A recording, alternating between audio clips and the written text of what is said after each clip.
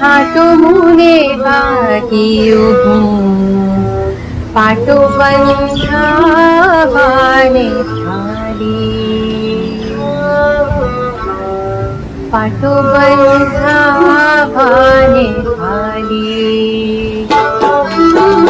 पहला बरसातनो छाटो मुने भागियो पाटो बंधावाने थाली रे पाटो बंधावाने थाली वैत वैत लोई खाई ऊंचू थियूं रे वैत वैत लोई खाई ऊंचू थियूं रे जीवने चढ़ी गई खाली चढ़ी गई खाली जीवने चढ़ी गई खाली पहला बरसात नो छाटो मुने भागियो पाटो बंधावाने थाली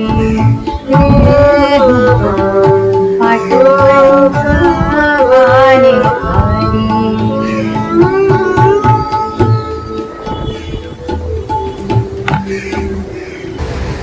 बहुत मजा आया आपने जो बजाया और मैंने थोड़ा गाया भी आपके साथ।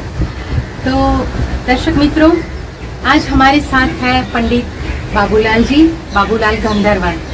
वो खुद अपने आप में एक बहुत बड़ी शख्सियत है। बेला बहार जो आपने देखा यहाँ और सुना, वो एक अनूठा वाद्य है जिनका इन्वेंशन खुद बाबूलाल जी ने किया है और इतना मधुर वाद्य है। वो सारंगी और वायोलिन से बना हुआ है, ऐसा मुझे मालूम है। आप उसके बारे में ज्यादा बताइए। पर ये बहुत ही खूबसूरत माहौल है। हमारे सामने दरिया है, पीछे गार्डन है और हमारे महेश भाई शाह, उनका ये बहुत अच्छा बंगलो है जहाँ हम आज संगीत की महफिल सजाने वाले हैं। तो आप लोगों को जरूर आज के एपिसोड में मजा आएगा। स्वर गुर्जरी में हम हर वक्त कुछ नए एपिसोड्स लेके आते हैं और आज तो हमारे साथ पंडित जी है। तो चलिए उनसे ही बातचीत करते हैं। तो बाबूलाल जी, मुझे सबसे पहले तो ये पूछना है कि पूरी दुनिया में जिसके पास जो वाद्य नहीं है वो आपके पास है, तो बेला बहार के बारे में सबसे पहले बताइए। नंदिनी जी नमस्कार। सबसे पहले मैं अपने परिवार के बारे में इसको पूरी क्रेडिट देता हूँ। मेरे घर में 5 पीढ़ियों से गाना और सारंगी चलते आ रही है। मेरे दादाजी वो भी गा के सारंगी बजाते थे साथ में। उनको तो मैं नहीं देख पाया क्योंकि पिताजी जब 11-12 साल के थे उस वक्त ही दादाजी गुजर गए थे। लेकिन उनके मुंह से उनके बारे में सुनते थे, उनके पहले की पीढ़ियों के नाम सुनते थे। अच्छा। लेकिन जो कुछ भी मिला वो दादाजी का जो प्रसाद है और परदादा का जो प्रसाद है वो मेरे पिताजी के थ्रू मुझे मिला। अरे वाह। तो सबसे पहले मेरे घर में एक सारंगी थी छोटी, जो आजकल देखने में नहीं आती, जिसमें 2 तार बाज के थे, जैसे ये बाज के होते हैं मेरे पास, और उसमें 7 तार में थी। उस पे पिताजी ने मुझे 9 साल की आयु में शुरुआत की। जब मैं थोड़ा सा बड़ा हुआ ये चलता रहा, 2-3 साल तक मैंने वो सारंगी बजाई। बाद में हुआ यूँ कि पिताजी ने खुद बोला कि बेटा पहले स्कूल संभाल लो, शिक्षा पहले बहुत ज़रूरी है, उसको संभाल लो जितना हो सके, और बाद में तुम जो भी करना है वो करो। हद तक मैं बोल दूं कि बस अब तुम पढ़ो मत, मैं बोल दूंगा। ओके। क्योंकि पढ़ने लिखने वाले कॉलेजों में जो है इंजीनियर बहुत है, डॉक्टर बहुत हैं, बहुत साइंटिस्ट बहुत है, लेकिन कलाकार जो जिसको ईश्वर ने भेजा है वही होता है। मुझे इसका बड़ा गर्व है कि जो संगीत के परिवार में जन्म लेता है वो बहुत, उससे ज्यादा भाग्यशाली कोई नहीं हो सकता। पर ये बेला बहार बनाने का आपने कैसे सोचा? तो हुआ यूं कि मैंने वो सारंगी रख दी और फिर आए दिन ये सुनते थे कि एक जमाना था जिसमें सारंगी को इतना वो महत्व नहीं दिया जाता था, सिर्फ वो गायक के पीछे ही बजती थी। वो उनको अपना एकल प्रदर्शन अपनी प्रतिभा दिखाने का मौका बहुत कम मिलता था और ज़्यादातर गायक लोग जो है उनको डोमिनेट करते थे। राइट। मैंने ये सुना है, मेरे गुरु जी से भी सुना है, पंडित श्री रामनारायण, ओके। पंडित रामनारायण जी से। अरे वाह। तो इसीलिए उनका सारंगी वादन सोलो उन्होंने शुरू किया, राइट। तो मैंने थोड़ा सा क्रॉस किया।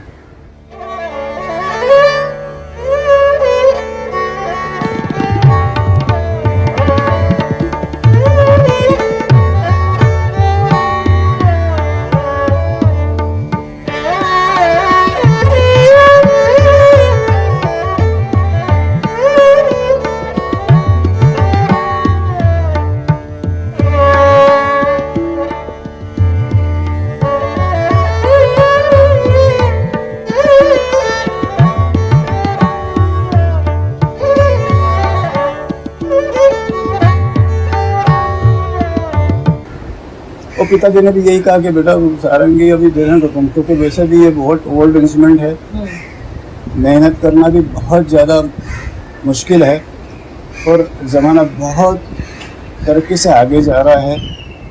तो शिक्षा के साथ तुम पहले शिक्षा पूरी कर लो, जहाँ तक पढ़ सकते हो, और मैं कुछ मना कर दूँगा अगर तुम कोई भी वाद्य चुन लो, तुम्हारे घर में जितने भी वाद्य हैं उसमें से कोई भी एक सिलेक्ट कर लो। और मैं तो ये चाहूँगा कि वो इंस्ट्रूमेंट अगर गज का बाजा चुनेंगे तो बहुत अच्छा है। अच्छा, क्या चुनेंगे? गज वाला, गज से बजाया जाने वाला है, ओके। क्योंकि वो गले के बहुत नजदीक होता है। राइट। तो मैंने वायलिन चुन लिया। जब मुश्किल से मैं 7th 8th में था, तो उस वक्त मैंने वायलिन लिया है। और वायलिन लाया तो पिताजी थोड़े से नाराज हो गए। मैं वायलिन था तो बजाने लगा आहिस्ते आहिस्ते। फिर थोड़ी सी अड़चन आई, क्योंकि पहले मैंने वो घर में ही वायलिन सुन के पिताजी जो बजाते थे वो बजाता था।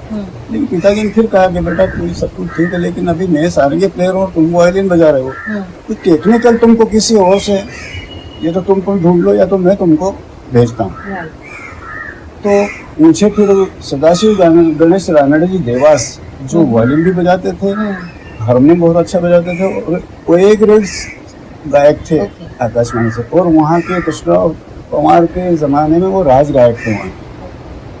उनसे फिर मेरी ये शिक्षा हुई, तो उन्होंने टेक्निकल तो बताया, उसके अलावा भी जो रागों ग्वालियर घराने की जो खास खास चीज़ें वो उनसे मुझे मिली।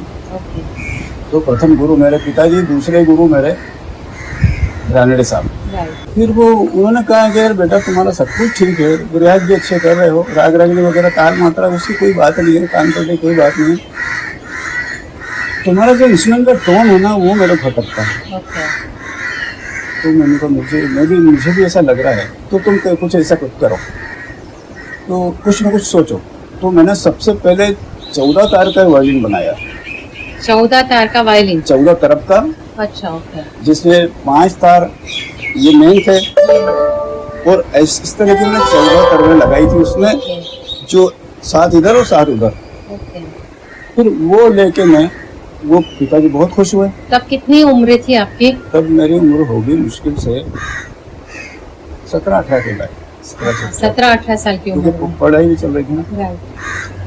अब उसके बाद फिर शादी वादी हो गई, 2-3 साल में बच्चे जल्दी हो जाते हैं ना, शादी हो गई, 3 बच्चे हो गए, और वो मेरा जो शोध चलता रहा है, तो फैमिली अलग है, उनकी जीविका अलग है, लेकिन वो म्यूजिक के, संगीत के प्रति जो मेरा जो कर्तव्य था उसको मैं ढूंढता रहा, टटोलता रहा। और इस बीच मुझे बॉम्बे से कॉल आया, तो मैंने सोचा कि चलो ये भगवान ने कुछ भेजा है तो चलो चलते हैं। तो बॉम्बे में घूमने के लिए आया था। अच्छा। 7 दिन का जैन का प्रोग्राम था। तो आप पहले कहाँ रहते थे? वही मैं बता रहा हूँ। देवास। तो पहले देवास के पास एक छोटा सा विलेज है नेवरी, हाँ, जो मुश्किल से 15-20 हज़ार की बस्ती हो गई। फिर मैं जैसे ही कॉल आया तो उस वक्त मेरे बच्चे हो चुके थे, बड़ा बेटा, छोटा बेटा नवीन, इनसे सबसे छोटी बेटी थी जो अभी ईश्वर की कृपा से उसके भी 2 बच्चे हैं, वो भी 20 साल का है बड़ा बेटा। तो इनको छोटे छोटे मैं लेके यहाँ आया, क्योंकि वो हफ्ते भर में मुझे सब कुछ मैंने जान लिया कि यहाँ किस तरह का लोग म्यूजिक पसंद करते हैं। और जिन्होंने बुलाया उन्होंने भी कहा कि आपको वहाँ बहुत लाइक करेंगे, आप आइए। तो मैंने कहा मैं ऐसे तो नहीं आ सकता, आप कुछ इंतजाम कीजिए, मैं आ जाऊँगा। तो उन्होंने फिर मुझे 7 दिन के लिए यहाँ बुलाया। चंदन वाला जो वालकेश्वर में जगह है, वहाँ 7 दिन हमने कार्यक्रम किया। अच्छा। और उस बीच जितने भी संगीत वो संगीतकार थे जो जितने वाद्य यंत्र बजाने वाले, वो सब लोगों ने सुना और मुझे बहुत अप्रिशिएट किया और बहुत प्रोत्साहित किया। उन्होंने कहा कि आपको तो यही रहना चाहिए। मैं ठान लेके चलो ठीक है। फिर भी मैं अकेला यहाँ 1 साल रहा, बम्बई में 1 साल रहा। मैंने अलग से एक झोपड़ा लिया था क्योंकि मैं दूसरों के साथ नहीं रह सकता और उन पर भी क्यों वजन। तो मैं वो झोपड़ा ले लिया और जब मैं व्यवस्थित हो गया कि चलो हम जैसे तैसे गुजारा कर लेंगे और भगवान की कृपा है तो 1-2 साल में मकान ले ही लेंगे, ऐसा मुझे आत्मविश्वास हो गया। तो उस बीच फिर मुझे ये लगा कि मैं बच्चों को भी मिस कर रहा हूँ, वाइफ को भी बहुत बुरा लग रहा है ना, तो मैं उनको लेके आ गया। बच्चों को लेके आ गए, बच्चों को लेके बम्बई आ गए। बच्चों को जब लेके आया तो उस वक्त मेरे पास सिर्फ 100 रुपये थे और ऐसे में 4 प्राणी मेरे साथ। तो ईश्वर की कृपा रही और उन दिनों में चुपचाप नहीं बैठा। मैं आपको एक हाईलाइट उसके लिए मैं बोलना चाहता हूँ। वो तरफ वाला वायलिन मैंने सबसे पहले लक्ष्मीकांत प्यारेलाल जी के रिकॉर्ड में बजाया था। प्यारेलाल बहुत खुश हुई सुन के, एक दिन मैं सुनाने के लिए गया और फिल्म का नाम है त्रिवेणी। आशा जी का गाना था, चाहत के रंग चढ़ने लगे, दुनिया के रंग उतरने लगे। इस गाने में मैंने सोलो बजाया था। उसके बाद तो ईश्वर ने ऐसा ब्रेकअप दिया, अपॉर्चुनिटी आने लगी, बस उसके बाद सामने से आने लगे। उसके बाद में उनके बाद फिर मैं अविनाश भाई से मिला। नहीं, मैं वही आपको पूछ रही हूँ कि आपने कई गुजराती कलाकारों के साथ बजाया है। उससे एक बात मैं मिस कर रहा हूँ कि जो इसके बारे में कि ये कब हुआ, जब मैं रिकॉर्डिंग बजाने लगा तो कुछ लोगों ने अप्रिशिएट किया और कुछ लोगों ने मेरा मजाक उड़ाया, क्योंकि नई चीज है ना, लोग एकदम पसंद नहीं करेंगे ना। तो कहा कि यार क्या उल्टा सीधा कर रहा है यार, मुझे खटक गई हो। तो मैं उसी दिन से मैंने काम शुरू कर दिया। बाजार से, मार्केट से एक जूनी लकड़ी लेके आया, कम से कम 250-300 साल पुरानी एक वुड, और उसको मैंने कार्विंग करके बनाया। और कार्विंग करने के पहले कम से कम 200 पेज की बुक मैंने ड्राइंग की कि इंस्ट्रूमेंट ऐसा होना चाहिए, जब बना ही रहा हूँ तो उसकी आकृति भी अलग होना चाहिए, उसकी टोनल क्वालिटी भी जो मैं चाहूँ वो हो, और पिताजी उससे खुश हो जाए। बाकी लोग भी मेरा मजाक नहीं उड़ाए। मैंने ईश्वर का नाम लेके जिस दिन मैंने शुरू हुआ, उस रात को मुझे सपने में एक वाइट कलर जिसको बोलते हैं वाइटनेस, इतनी वाइटनेस महसूस हुई। कोई आके खड़ा है सामने और ऐसी आवाज का आभास हुआ कि सोता ही रहेगा, कुछ काम करेगा। मैं बड़ा तो उठा और मेरी वाइफ बाजू में थी, तो मैंने कहा इस तरह का सपना आया है। तो बोले माँ किसी ने आपको कुछ संदेश भेजा, ऐसा लगता है। मैं समझ गया कि वो वाइटनेस थी, तो हो सकता है सरस्वती का आशीर्वाद है, और ऐसा कहा कि सोता ही रहेगा, कुछ करेगा। उसी दिन से नंदी जी ने मैंने बेला बाहर का संकल्प ले लिया कि मैं इसको पूरा करूँगा, क्योंकि मैंने ड्राइंग वगैरह कर रखी थी। फिर मैंने शुरू किया तो पहले ही टेक में, पहली ही कोशिश में ये बाजा जो आपके सामने ये बना। ऐसे हम दिखाते हैं ना अपने दर्शकों को।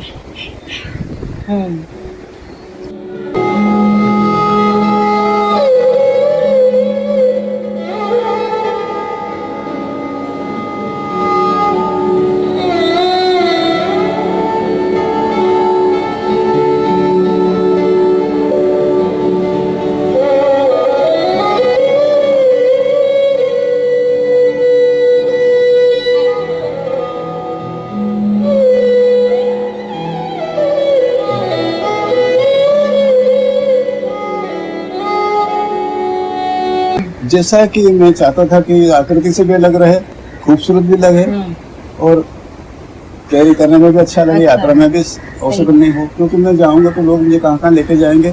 ये आभास मुझे पहले से ईश्वर ने दिया, तो मैंने इस हिसाब से वो सारी चीज़ें रखी कि बन जाने के बाद मैंने पहले इसका घर में परीक्षण किया कि जो मुझे चाहिए, अब कोई मेरा मजाक नहीं उड़ाना चाहिए।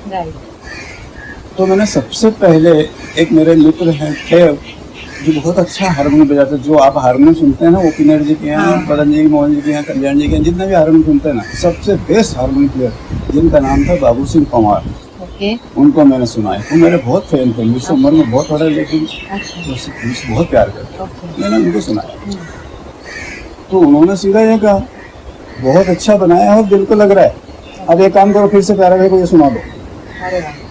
तो मैं प्यारे भाई के पास चला गया। तो उसके बाद प्यारे भाई ने मुझे एक दो रिकॉर्डिंग में इसको बजवाया, लेकिन सोलो नहीं था वो, साथ में बजवाया। क्योंकि उन्होंने मुझे घर पे बोला कि बाबूला जी देखिए, आप तो जानते हैं गाने में, हर गाने में ये बो इंस्ट्रूमेंट सोलो होता नहीं है, फिर भी आप इतने अच्छे आर्टिस्ट हैं, तो मेरे यहाँ मेरा जब भी रिकॉर्डिंग होगा तो आप मेरे यहाँ, मेरे ग्रुप के मेंबर हैं, हर टेक में आप होंगे, तो आप गाना बजा लीजिए। गाने के साथ पहले सॉन्ग वायलिन बजता था, तो मेरे पास वो करवाला वायलिन पड़ा था, तो मैं वो सॉन्ग वायलिन बजाता रहा। ऐसी कम से कम 25, 30, 35 प्यारे भाई की मुझे रिकॉर्डिंग बजाई। उसके बाद में फिर मैंने वो बॉडी रख दी और इसको मैंने स्टेबलिश किया।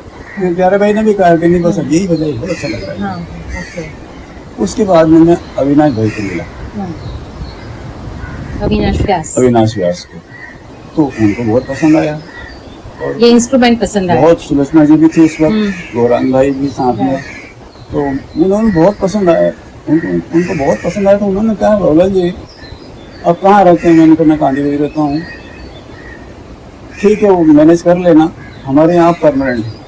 और वो मेरे लिए इतना बड़ा सौभाग्य था कि उनके बैले भी होते थे। हाँ, बहुत बैले होते थे, शोज वगैरह होते थे, रिकॉर्डिंग्स होती थी, प्लस उनके यहाँ प्रोड्यूसर आते थे, वो शूटिंग होती थी। तो मुझे तो उन्होंने पूछा कि आप लिखते भी हैं? मैं कहाँ लिखता हूँ, अब फिल्मों में तो बजाते हैं, जी बजाता हूँ।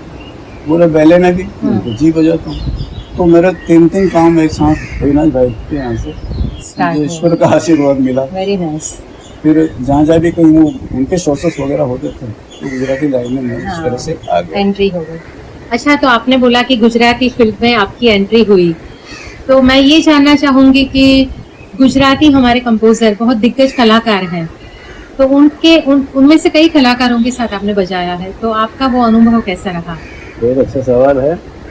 और मैं फिर से एक बार कहना चाहूँगा कि मेरे दादाजी श्री नानोराम जी, मेरे पिता श्री काशीराम गंधर्व जी, काशीराम गंधर्व जी, ओके, उनके आशीर्वाद से मुझे जहाँ भी गया वो एकदम सब लोगों ने पसंद किया।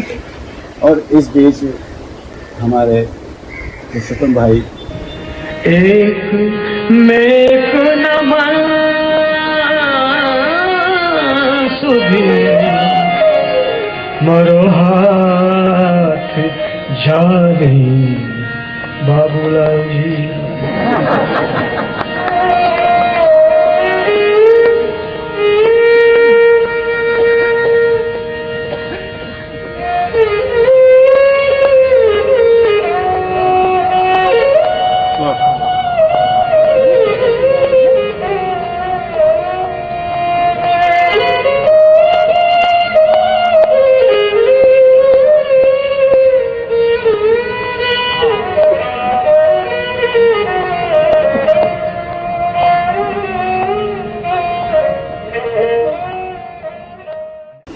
आशिक भाई,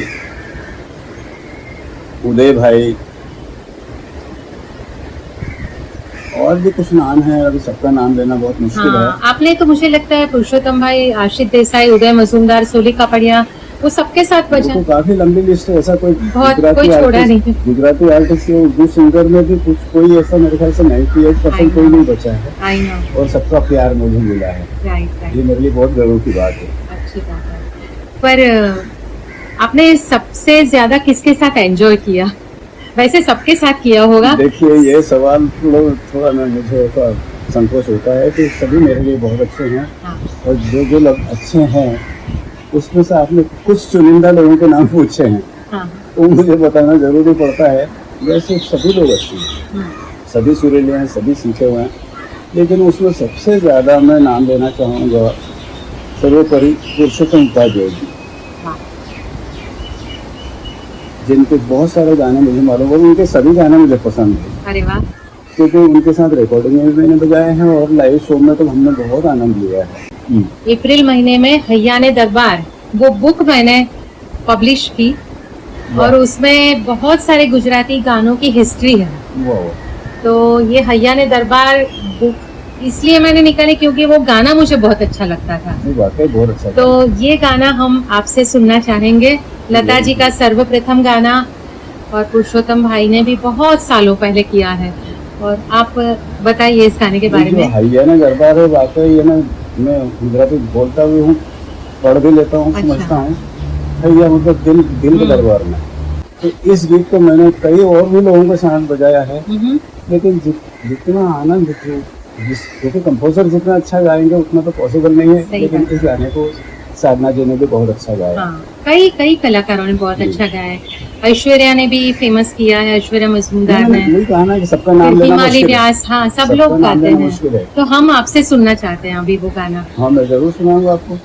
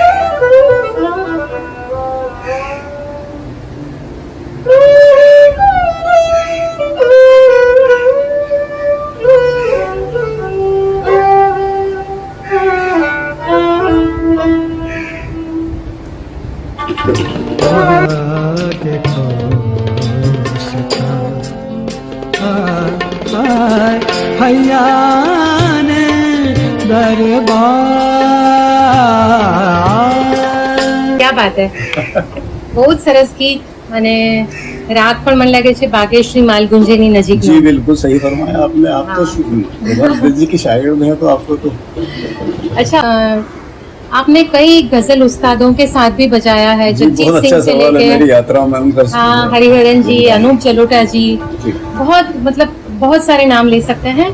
पर मुझे लगता है कि आपका फोर्टे क्लासिकल म्यूजिक है, और आप हमेशा चाहते हैं और चाहते थे उस वक्त भी जी।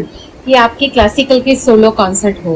जी तो आपने वो भी ट्राई बहुत किए हैं, आपने जी। कई कॉन्सर्ट बजाई भी है, जी जी संगत तो की है, पर आपका जो प्यार था, प्रेम था, वो क्लासिकल के प्रति था।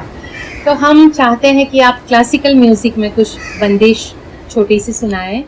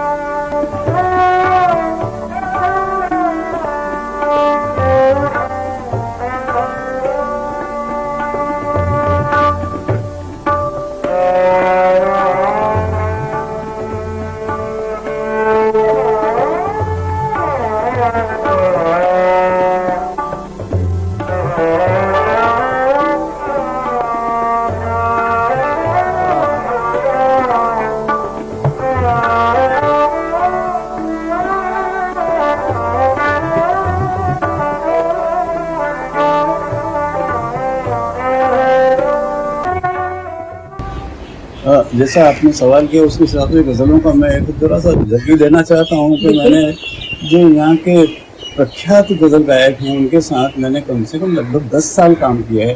अरे वाह, और मैं मुझे यार सबके नाम लेना का मुश्किल है, लेकिन सबसे पहले मेरी एंट्री हुई अनूप जलोटा जी के साथ। अरे वाह, उनके साथ 6 साल काम किया, पंकज भाई के साथ 3 साल काम किया। ना भूले तो अभी रात होती है यारी, बात करो तो घड़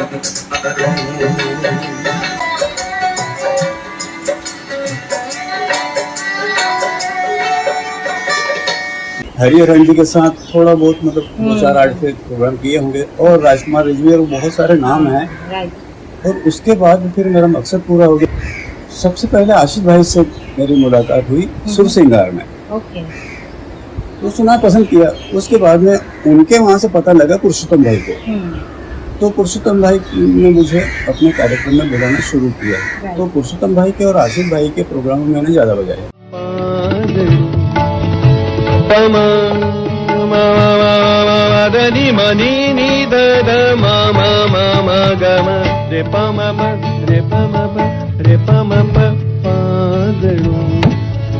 ni ni ni ni ni pa ni sa ga ga re re ni ni re re pa pa ma ma ma ma pa pa ni ni sa ni da pa ma pa da ni da pa ma pa ga ma ni sa ni pa ni sa re ga ga pa ni sa re ga ga pa ni sa re ga pa.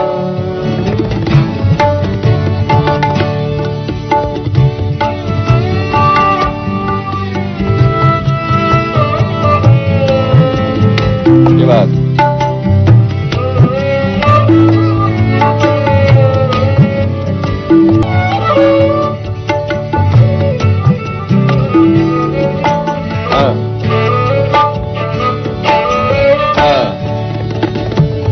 उदय भाई, क्योंकि मेरा उनसे मिलना जुलना वैसा रहता था, क्योंकि नीनू भाई और कमली बहन बहुत लाइक करता हूँ मैं, उनके परिवार से मुझे काफ़ी हेल्प मिली। तो ये सारे जो प्रमुख नाम है ये मैं आके संगीत ले रहा हूँ। पर अभी क्लासिकल में कुछ आप क्या सुनाएंगे? क्लासिकल में मेरे पिताजी श्री काशीराम जी ने जो मेरे दादाजी से सीखी थी, बहुत पुरानी बंदिश है, राग भीमपला सी में।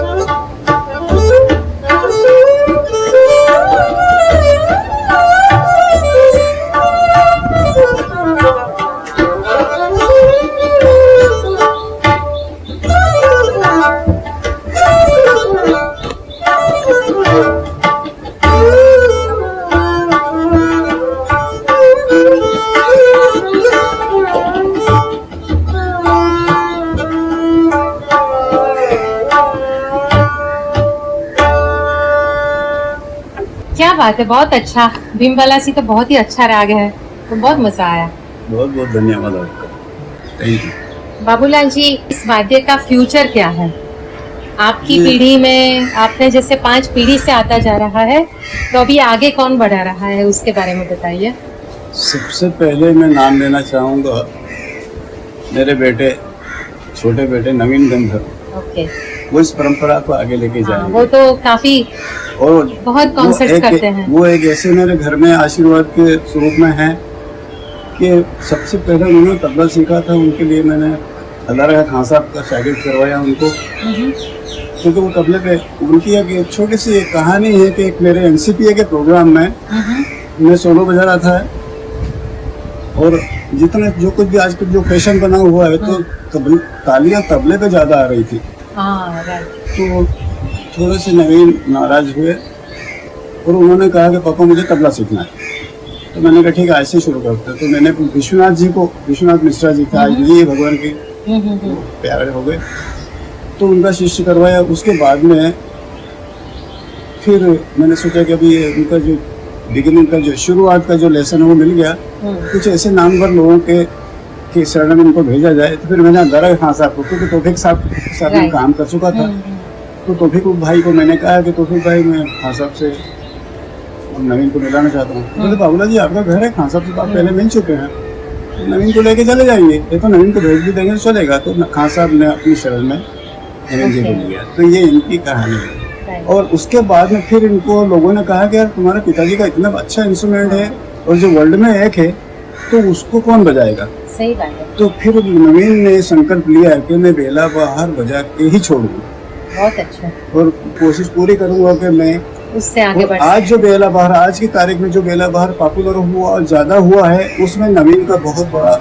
बहुत योगदान है। उसके अंदर मेरे छोटे भाई हैं जो पहले से मेरे भी और पिताजी के भी शिष्य हैं, ओके, लेकिन वो पहले वायलिन बजाते थे। अभी भी बिहाई रेडियो फ्रॉम बॉम्बे इंदौर से उनके प्रसारण होते हैं, भोपाल इंदौर से। तो वो मेरे बेला बहार उनको मैंने दिया ओके, इनके बाद। अच्छा, उसके बाद में एक शिष्य मेरा जो है गुजरात में है, भार्गव पटेल, उनको मैंने दिया है। और भी कई नाम है, मतलब मैं तो वही चाहती हूँ कि बहुत बढ़ना चाहिए आगे। अभी तक सिर्फ मैंने बजाया ही नहीं है, सिर्फ संगीत में योगदान रहे। तो आप जो देख रहे हैं ना, पहला इंस्ट्रूमेंट है और इसके बाद में लगभग मैंने 13 इंस्ट्रूमेंट और बनाए हैं, तो टोटल 14 इंस्ट्रूमेंट मेरे पास है। और उनमें मैंने 5 इंस्ट्रूमेंट वैसे फ्री ऑफ चार्ज लोगों को दिया है, योगदान किया है और बाकायदा तालीम भी दी है उनको। बहुत अच्छी बात, ये बेला बहार की परंपरा है, बहुत अच्छी और बात जैसा है। कि आपने कहा बेला बहार देश विदेशों से आए दिन फोन आते रहते हैं कि साहब इतना अच्छा इंस्ट्रूमेंट है, इसका आप हम इंटरेस्ट रखते हैं, आप उनको दीजिए। नहीं, वो परंपरा आगे बढ़नी चाहिए क्योंकि ये एकमात्र इंस्ट्रूमेंट है पूरी दुनिया में। हाँ, तो ऐसे 4-5 इंस्ट्रूमेंट में लोगों को मिला। बहुत अच्छी बात है, ये भी बहुत बड़ी बात है कि इतना इम्पोर्टेंट जो इंस्ट्रूमेंट है वो आपने दान में भी दिया है जी। और मैं चाहती हूँ कि ये परंपरा और आगे बढ़े, नवीन भी बढ़ा है। उसमें एक जरा सी बात ये रही कि रंजनी जी, मैंने पॉपुलराइजेशन में थोड़ा सा लेट हुआ मैं। हाँ। उसका एक रीजन था कि मैं इस इंस्ट्रूमेंट को बहुत ऊपर मुकाम पे ले जाना चाहता था। हाँ। क्योंकि मुझे क्लासिकल कलाकार होने के बाद मुझे वो स्टेज नहीं मिल रहा था। राइट, तो मैंने सोचा कि ऑल इंडिया रेडियो से, आकाशवाणी से प्रयोग करना चाहिए। राइट। तो मुझे वहाँ मैंने कोशिश की, तो 10 साल मुझे उसको अप्रूवल में लगे। अरे बाप रे, ये और उसमें मैं इसको अप्रूवल करने के जी लिए, बिल्कुल, क्योंकि उनका पहला सवाल था कि ये इंस्ट्रूमेंट हमारी लिस्ट में नहीं है। हाँ। और उससे पहले जो बने वो आकाशवाणी के पहले के थे।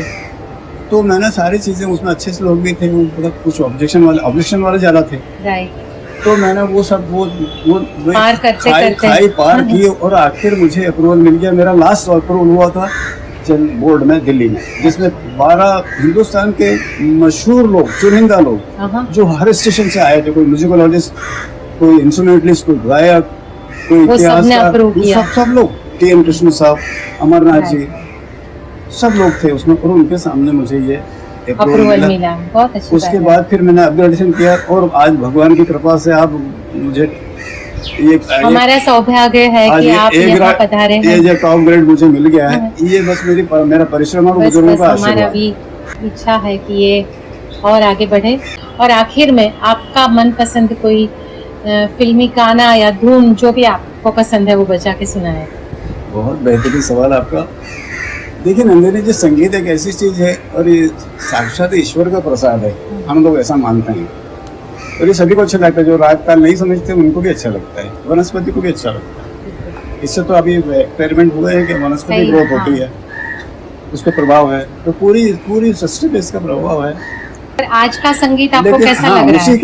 उसी सवाल पे बोल रहा हूँ मैं कि आज के संगीत में और पहले के संगीत में ये था कि पहले संगीत जो है हार्ट फील होता था, ये ना वो दिल को छूता था। और आज का संगीत है ज्यादातर दिमाग को छूता है, बॉडी को छूता है। अरेंजमेंट और इंस्ट्रूमेंटलाइजेशन जो फिर आमने सामने जो होता था, मेरा सौभाग्य रहा कि 100 90 120 लोगों के बीच में मैंने रिकॉर्डिंग की। जब लाइव होता था, अगर एक भी आपने गलती की है तो पूरे फील्ड में हो जाता था कि यार उसकी वजह से 1 घंटा लेट हुआ रिकॉर्डिंग, क्योंकि स्कूल का जमाना था ना। स्कूल को वापस वहाँ लेके आओ, फिर वहाँ से तो प्रोड्यूसर का पूरा नुकसान होता था उसमें। और सब लाइव जब बजाते हैं उसकी एक क्रेडिट खराब हो जाती थी। और उसके बाद फिर 2 महीने तो मैंने घर में बैठना पड़ता था उस म्यूजिशियन को। तो ये मेरा सौभाग्य रहा और वो आज नहीं मिलता। आज लाइव के नाम से लोग रिकॉर्डिंग करते हैं, लेकिन लाइव है नहीं वो, उसमें कटिंग एडिटिंग दुनिया भर की मिक्सिंग वगैरह होती है। लेकिन हमने जो किए उस समय के रिकॉर्डिंग, वो मेहनत बहुत थी, उस समय के जो जितने लाजवाब म्यूजिक डायरेक्टर थे, जितने अच्छे लिरिक्स राइटर थे, उनको प्रणाम सबको। थे। मैं चैलेंज करता हूँ कि जितने गाने आज फेमस हैं, जितने भी आइडल बनते हैं ना लोग, जितने भी वो हाँ। उस सब पुराने गाने ही सुनाकर गाते हैं, वो सुनते हैं। उस जगह को प्राप्त करते हैं। वो सही बात है, लेकिन रियलिटी कुछ- शो में हम देखते हैं बच्चे छोटे छोटे भी पुराने गाने ही गाते हैं। उसका कारण है वो कभी नहीं जाएगा, नहीं जाएगा। वो जीवित रहेगा जब तक संगीत है, जब तक जीवित रहेगा वो। मेरे पसंदीदा म्यूजिक डायरेक्टर्स जो हैं, जिनको मैं फॉलो करता रहा, जिनको बचपन में सुनता रहा है, अच्छा। उसमें खासकर नाम है मदन मोहन जी का, बहुत अच्छा। रोशन जी। या रोशन जी को मैंने बहुत सुना है। क्या म्यूजिक था उनका। उनके बाद में हम्म, लक्ष्मीकांत प्यारेलाल जी को, राइट। कल्याण जी भाई को हम्म, अच्छा लगा। एक गाना है अजय अतुल जी का कंपोजिशन है, अरे वाह, बिल्कुल सुनाइए। अभी मुझ में नहीं।